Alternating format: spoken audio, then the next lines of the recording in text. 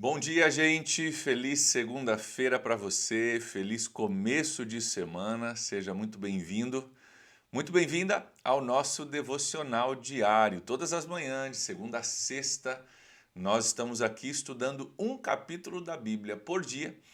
E é muito bom ter você aí do outro lado junto comigo, assistindo junto comigo, participando, né? Espero que esteja mais do que só assistindo, mas participando junto comigo também. Seja muito bem-vindo, muito bem-vinda.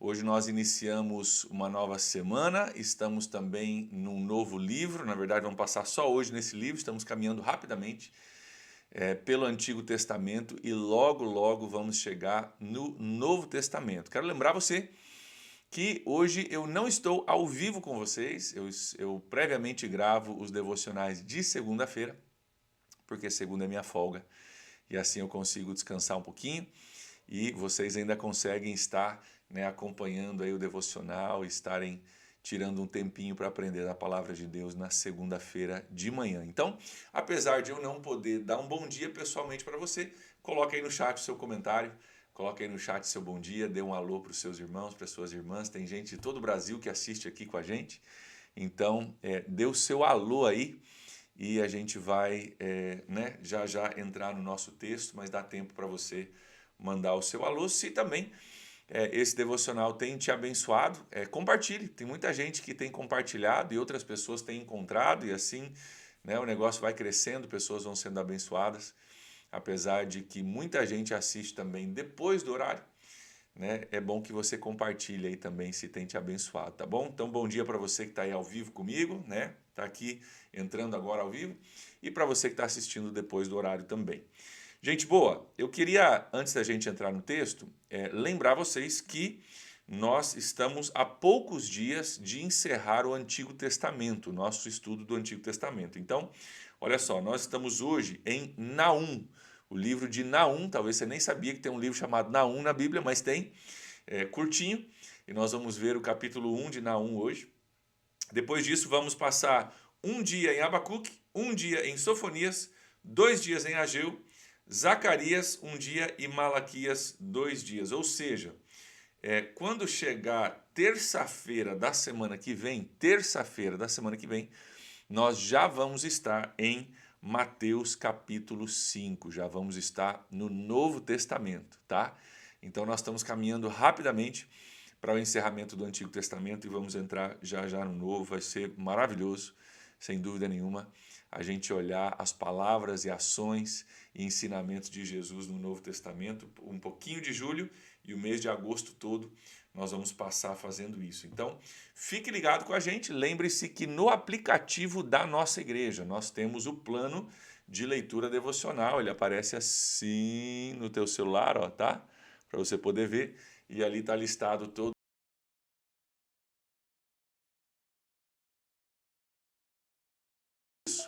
Se você não sabia disso, vai lá, baixa, pega, né, o aplicativo e acompanhe junto conosco, ok? Nós vamos entrar então nesse livro de Naum. Se você puder abrir a sua Bíblia lá comigo, faça isso. Naum tem somente 3 capítulos, estamos nos profetas menores porque o conteúdo que eles escrevem é menor. E Naum é um livro muito interessante porque, na verdade, é uma coleção de poemas. É uma coleção de poemas a respeito da destruição de uma nação inimiga de Israel. E já nós vamos ler um pouquinho de Naum capítulo 1, nós vamos ler o finzinho de Naum também, e vamos aplicar isso às nossas vidas e trazer um lembrete para mim e para você, um lembrete que a gente precisa manter em momentos de dificuldade, em momentos de angústia, em momentos de opressão que às vezes a gente passa, a gente lembrar de algumas coisas, tá bom? Então, Naum, capítulo 1 é o nosso texto de hoje e, mais uma vez, um bom dia aí para você que está entrando no chat e dando um alô para nós. Gente, lembra de Nínive? Lembra da cidade de Nínive que a gente estudou em Jonas na semana passada? Nós falamos sobre a cidade, 120 mil habitantes, a cidade grande naquela época. Falamos sobre né, Jonas indo lá, não queria pregar, enfim, ele prega, a cidade se arrepende, o rei se arrepende, Deus preserva a cidade, que era uma cidade, né, muito ruim, né, totalmente ao contrário das coisas de Deus. Pois é, Nínive era a capital de uma nação chamada de Assíria, ok? Nínive era a capital da Assíria. Nínive hoje fica no Iraque. Se você tem ouvido falar nas notícias aí, principalmente com a guerra, né, contra o ISIS, de uma cidade chamada Mosul, Mosul. Se você ouviu falar dessa cidade, né, nessa guerra aí contra o Al-Qaeda, Mosul hoje é a antiga Nínive, ok? Então, claro, não é a mesma cidade, claro que foi destruída várias vezes, mas é a mesma localidade, tá? De Mosul é a antiga Nínive. E Nínive, nessa época que nós estamos lendo, era a capital da Assíria, uma nação que cresceu, que se tornou muito poderosa naquela região, e nações que cresciam e se tornavam poderosas naquela época atacavam nações menores e menos poderosas, conquistavam o seu povo, tornavam aquele povo escravos, né, do Império Maior, e normalmente com muita opressão, com muito derramamento de sangue, tornavam seus impérios ainda maiores e ainda mais poderosos. Era muito comum naquela época, né, atacar uma nação menor, colocar um governante ali para cuidar daquele povo e deixar o povo continuar vivendo ali, deixar o povo continuar plantando, né, enfim, plantando e colhendo, mas na época da colheita chegar, né, para o povo e falar, ó, dá minha porção aí, né, e levar boa parte da colheita embora como, né, parte de pagamento, parte de, enfim, como se fosse um imposto, né, sobre essa nação. E com isso vinha muita opressão, vinha muita violência, vinha muita morte, e o povo da Síria, o reino da Síria, era conhecido por sua violência. Todos os impérios, claro, usam e usavam de violência para crescer, mas a Síria era meio notória, cara, era meio notória pelo uso de violência, uma violência que é muito cruel. E é interessante a gente entender isso porque o livro de Naum ele vai trazer algumas palavras a respeito da Síria, mas nós vamos aplicar isso, expandindo isso para todos os impérios do mundo. E algumas violências que ainda pessoas sofrem hoje. E o que Deus tem para dizer a respeito disso. Então, Nínive é a capital da Síria. E os poemas que Naum escreve são poemas contra a Síria, contra Nínive. E trazem uma perspectiva sobre como Deus pensa a respeito dessa nação violenta, pagã, que mata e oprime para crescer. O que Deus pensa a respeito disso?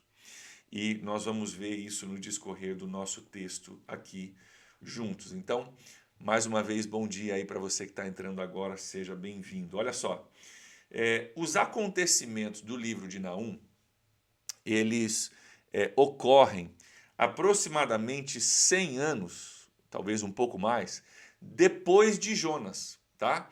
Então talvez você está vindo de Jonas pensando, nossa, mas Deus vai destruir Nínive, mas Nínive, Deus acabou de dizer em Jonas que ele ia preservar Nínive, não ia destruir, mas agora Deus vai destruir, o que está acontecendo? Calma, houve um arrependimento lá atrás em Jonas, né? Deus preservou a cidade, mas muito provavelmente passaram-se as gerações, mudou-se o rei, e com a mudança de gerações e de reis, os antigos costumes voltaram. E chega um ponto em que Deus diz, chega, eu vou lidar com Nínive, eu vou lidar com a Síria, e Deus de fato vai fazer isso. Nós já vamos falar um pouquinho a respeito disso. Vamos ler juntos em Naum, capítulo 1, versículo 2, diz assim, o Senhor Deus é zeloso e vingador, o Senhor é vingador, o seu furor é terrível. Agora, calma. Vamos falar sobre a respeito de quem Deus está falando isso. Seu furor é terrível, ele é um vingador. Cuidado para não ter aquela perspectiva de um Deus que fica procurando lá do céu um erro meu, um erro seu para jogar raio na nossa cabeça. Olha o que diz a continuação do versículo. O Senhor executa vingança contra os seus adversários. Manifesta o seu furor contra os seus inimigos. Então, na primeira parte do versículo, ele fala sobre vingança e furor. Deus é um Deus de vingança e Deus de furor, ok. E aí ele qualifica isso na continuação do versículo 2. A vingança é contra os adversários e o furor é contra os seus inimigos. Tá? Então você já consegue ver aqui essa forma meio poética dele falar, né? Vingança e furor, aí ele diz vingança contra adversários, furor contra inimigos, são meio que adjetivos, né, que falam da mesma coisa, são palavras que complementam, são sinônimos, ele está usando isso de forma poética, inclusive o capítulo 1, ele é um poema alfabético, ele trabalha o alfabeto, tá, hebraico, na sua escritura. Não é perfeito, está faltando algumas coisinhas, mas ele tem, né, uma poesia aqui alfabética, inclusive. Então está falando, cara, o Senhor vai trazer vingança sobre os seus inimigos. E por que a Síria é um inimigo de Deus? Porque a Síria atacou e a Síria foi muito violenta contra Israel e Judá, principalmente Judá. Foi muito, muito violenta contra o reino de Judá, que depois se dividiu do reino de Israel. Continuando no versículo 7, diz assim: o Senhor é bom e um refúgio em tempos de angústia. Aí você fala, peraí, o versículo 2 está falando que o Senhor é terrível, vingador e tal, e agora diz que o Senhor é bom. Naum, você está confuso, Naum. Ou Deus é esquizofrênico ou Naum está confuso. Não, calma, ele vai qualificar. O Senhor é bom, um refúgio em tempo de angústia, e ele protege os que nele confiam. Então, nesse poema ele dá os atributos de Deus, vingador, zeloso, com seus inimigos. E o Senhor é bom e refúgio para os que nele confiam. Mas com uma enchente devastadora, versículo 8, dará fim a Nínive. Então, ele está falando sobre as qualidades de Deus, que a gente precisa entender que as duas existem. Ele é bom, ele é misericordioso, compassivo, paciente, né? Tudo isso é verdade, mas ele também é Deus zeloso. E é Deus que traz justiça sobre sobre o povo. Então, com uma enchente devastadora dará fim a Nínive. Continuação do versículo 8, expulsará os seus inimigos para a escuridão. E aqui ele está falando desses dois atributos. E que mesmo que às vezes pareça que Deus é só um ou só outro, Deus traz em equilíbrio essas duas coisas. Ele olha para o mal e ele condena, ele vai lidar com o mal e ele vai fazer o bem para com aqueles que o temem. Versículo 12 diz, assim diz o Senhor, apesar de serem fortes e numerosos, serão ceifados e destruídos. Está falando de Nínive. Vocês são fortes, um grande reino, numerosos. Nós vimos em Jonas, né, 100 anos antes, que tinha 120 mil pessoas na cidade de Nínive. Agora, 100 anos depois, teria presumidamente mais. Apesar de tudo isso, vocês serão ceifados e destruídos. Mas você, Judá que não era forte, que não era numerosa necessariamente, embora eu a tenha afligido, não afligirei mais. Note o que Deus diz aqui no versículo 12. Judá, embora eu a tenha afligido, não afligirei mais. Do que Deus está falando aqui? Se você esteve com a gente nos últimos meses falando sobre o Antigo Testamento, você vai lembrar que Deus levantou a Síria para atacar Judá. Judá estava decaindo, Judá estava se prostituindo, como a própria Bíblia diz, com deuses pagãos, reis que não queriam saber das coisas de Deus. Bateu prosperidade, deu boa em Judá, eles estavam, né, a colheita veio farta, eles começaram a se esquecer de Deus, se desviar dos caminhos de Deus, Deus manda o profeta, Deus manda a palavra, e eles não ouvem, então Deus manda o perrengue. Qual é o perrengue que Deus manda? Primeiro, Deus manda o perrengue da Síria. Deus envia a Síria para atacar Judá, para que Judá se arrependesse e se voltasse para Deus. Note aqui que a Síria é usada por Deus. A Síria é uma ferramenta usada por Deus para atacar Judá, para trazê-la de volta para si. E Deus diz aqui, então, mas você, Judá, embora eu a tenha afligido, não afligirei mais. Então, Deus está dizendo, cara, não foi a Síria que atacou Judá. Não foi somente um movimento militar. É claro que envolveu o movimento militar. Mas não foi somente isso. Na verdade, foi Deus quem mandou a Síria para atacar Judá e dessa forma trazer julgamento, trazer correção, trazer um perrengue sobre o povo de Judá. Lembrando que Deus sempre traz o perrengue sobre o seu povo com a intenção de redimir, né? Mas às vezes a gente só aprende quando a gente colhe as consequências das nossas decisões. Ele continua no versículo 13 dizendo: agora vou quebrar o jugo do seu pescoço e vou arrancar as suas algemas. Então Deus está falando como se ele tivesse feito isso. Deus está dizendo, cara, eu coloquei um jugo sobre o seu pescoço. A Síria veio, atacou, mandou que vocês plantassem e colhessem, e no tempo da colheita a Síria vem, pega a melhor parte da colheita, deixa vocês com o mínimo para sobreviver e leva o restante embora para a Síria, para o rei comer e se fartar. Isso é um jugo sobre o seu pescoço, é um peso sobre a sua vida. Eu vou tirar esse peso do seu pescoço agora. Eu vou arrancar as suas algemas, diz o Senhor. Então note que é Deus que está usando essas nações para reger e para fazer aquilo que Deus está fazendo. O quebra-cabeça, né, de Deus, né, o jogo de xadrez de Deus está acontecendo. Deus, né, usou Nínive, agora vai tirar, né, e vai julgar os erros de Nínive. E de fato isso acontece. Indo agora para um contexto histórico, no ano 616 a.C., a Síria é atacada e é destruída por um outro império que também eventualmente chega no império, né, chega no povo de Israel, que é o Império Babilônico. Então a Síria era forte, a Babilônia começa a crescer, à medida que a Babilônia vai crescendo, ela ataca a Síria, ok? E eventualmente a Babilônia chega também até o povo de Deus em Israel. Mas, de fato, a Síria cai, Nínive é destruída pelo Império Babilônico em 616 a.C. E aí, olha o versículo 14, o que acontece. Olha que interessante a linguagem aqui. Diz assim: o Senhor decreta o seguinte a seu respeito, ó rei de Nínive. O Senhor decreta a seu respeito o seguinte, ó rei de Nínive. Ou seja, cara, aqui Deus está totalmente no controle da situação. Ele diz, agora eu vou julgar né, Nínive. Eu vou quebrar o jugo sobre Judá, vou soltar as algemas e vou decretar algo novo agora sobre o rei de Nínive, esse império assírio grandioso. Deus tem um decreto novo e vai mudar tudo. O que eu quero que você entenda aqui? Aquilo que Provérbios, capítulo 21, versículo 1 diz, é muito importante para a gente entender.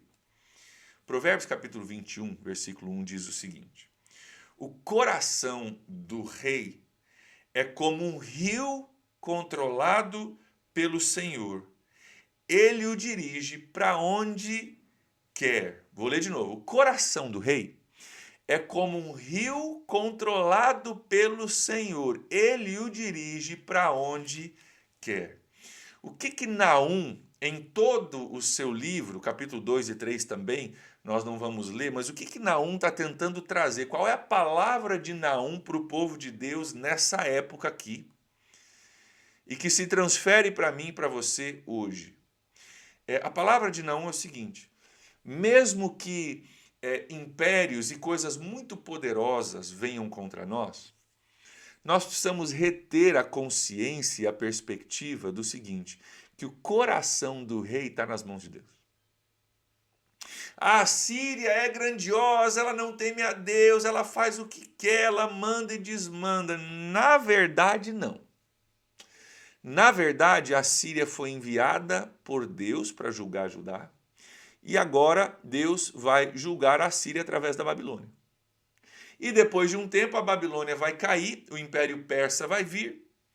Nesse Império Persa, Deus vai tocar no coração do rei, que vai dar cartas para Neemias, e Neemias vai então voltar para Jerusalém, reconstruir o templo. E no meio desse processo todo, Assíria, Babilônia, reino dos Medos e dos Persas e depois da Pérsia, no meio de tudo isso, Deus está reinando soberano, e Ele que manda em tudo isso. Essa perspectiva é muito rica para o povo nessa época, porque o povo se vê rendido, se vê desolado, se vê totalmente entregue a esses impérios que vinham e invadiam. E o que Naum está tentando lembrar o povo é, cara, Deus está regendo todo esse processo. Não é chega aqui quem quer, conquista a gente não tem nada o que fazer. Na verdade, Deus está regendo esse processo da história. E também Deus está vendo a crueldade desse povo, os erros, a crueldade, a injustiça, a violência, e Deus vai julgar isso no devido tempo. O coração do rei está nas mãos do Senhor. E mesmo quando parece que tudo está perdido, que manda quem quer, que parece que os poderosos reinam e ninguém vê, e ninguém tem poder para dizer não para eles, a perspectiva de Naum é, ei, lembre-se que o coração de reis, o coração dos poderosos está na mão de Deus. E Deus, não é que Deus não veja a injustiça, mas vai chegar o momento certo onde Deus vai julgar a injustiça. Isso é o que acontece no livro de Naum. E trazendo isso para a nossa realidade de hoje, já aplicando isso, eu quero lembrar você do seguinte, que mesmo em meio a situações onde a gente parece indefeso e sem poder para fazer nada a respeito, lembre-se ainda, que ainda hoje, que o coração do rei está nas mãos de Deus. É um rio que Deus dirige, leva para onde Ele quer. Deus ainda está no controle de situações muito grandes.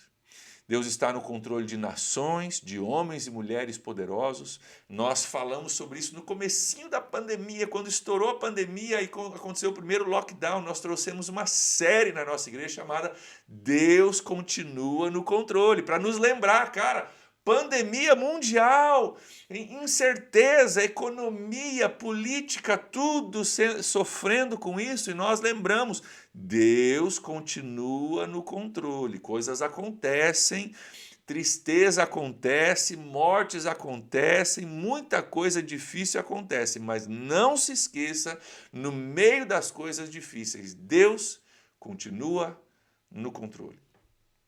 E o que Naum está dizendo para o povo da sua época e para mim, para você, é isso.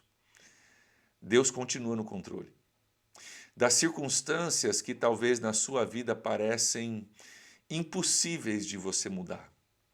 Das injustiças que você sofreu por pessoas maldosas que seriam talvez bem representadas pelo Império Assírio, Deus continua no controle.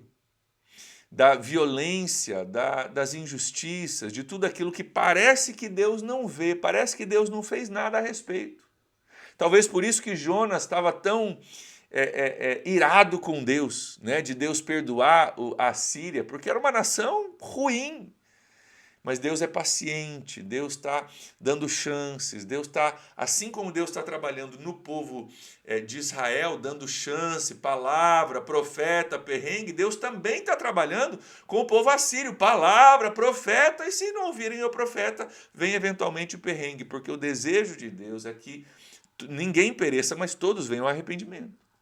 Então, assim como Deus dá tempo para nós, às vezes Deus dá tempo para outras pessoas também se arrependerem e se voltarem. Mas em meio a tudo isso, saiba, Deus não perdeu de vista uma injustiça que a gente sofre. Deus não perdeu de vista o sofrimento humano. Às vezes a gente olha para situações e diz, cadê Deus? Deus está ali, Deus está vendo. Deus talvez não vai lidar da forma que a gente lidaria, no tempo que a gente lidaria, mas pode ter certeza que Deus vai lidar.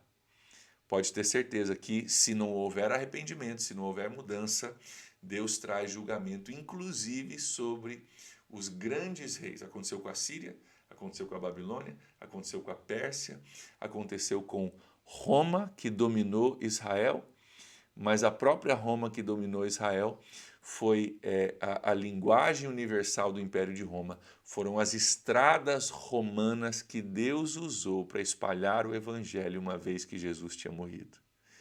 Paulo só chega em Roma para pregar, o evangelho só se espalha porque haviam estradas romanas, porque havia um evangelho, uma língua comum entre todos eles. Então, Deus está usando todo esse aparato humano que a gente acha que é tão poderoso, Deus está usando para os seus propósitos. E nós podemos descansar nisso, que Deus vê e que Deus rege. O coração do rei está nas mãos de Deus. Então descanse nisso e tenha essa perspectiva. O livro de Naum é a respeito de perspectiva, de no meio do nosso sofrimento, da nossa angústia, da nossa dificuldade, nós entendemos que Deus continua no controle. Tá bom?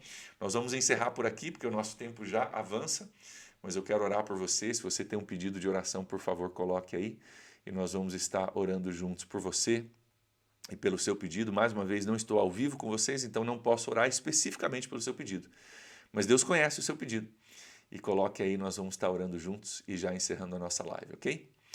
Senhor, nós te louvamos por essa perspectiva hoje, que Naum nos traz e que nos lembra que mesmo os grandes e poderosos, mesmo aqueles cujos quais nós pensamos que não temos forma de controlar ou de fazer nada a respeito, o Senhor é maior, mais poderoso e continua no controle, mesmo em meio a circunstâncias que parecem para nós imutáveis. O único que é imutável é o Senhor, e o Senhor é zeloso, o Senhor é bom para com os que o temem, e o Senhor traz sim vingança, traz sim correção sobre aqueles que praticam o mal. Obrigado por esse lembrete. Eu oro que o Teu Espírito Santo aplique isso, Deus, ao coração de cada um de nós. Se existe alguém aqui sofrendo, passando por uma opressão, por uma dificuldade, se sentindo desprotegido, se sentindo injustiçado, Deus, eu oro que essa perspectiva traga conforto ao coração e renovo da alegria e da esperança no Senhor. Pai, eu oro também hoje por cada irmão, cada irmã, cada pedido de oração que está listado aqui. O Senhor bem os conhece. Pai, eu oro que o Senhor vá ao encontro de cada pedido, de cada pessoa, trazendo cura para aqueles que precisam, provisão para aqueles que precisam e nos mantendo, Deus, na Tua presença, firmemente arraigados no Senhor. É a nossa oração hoje em nome de Jesus.